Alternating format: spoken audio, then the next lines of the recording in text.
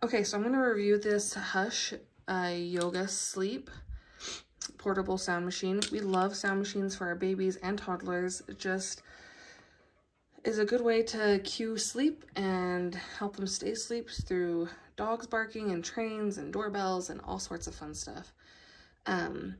This one has 4 buttons on the side. You have your power and your sound up, sound down, and then your actual sound that you can change. So to turn it on, you just press the power button. And this has 3 different sounds. So you can do a deep white noise, like the ocean, or a bright white noise. And like I said, volume.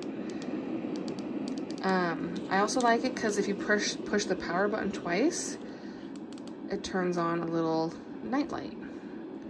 So that's nice for like toddlers if you're still using sound machines who need a little night light. And it comes with this little large plastic ring. It'll fit around car seat handle, side of the crib, and then it also comes with a charger, but it doesn't come with the plug-in, the wall plug-in, so it just comes with the charger, and it holds a charge for about 12 hours is what I've learned. So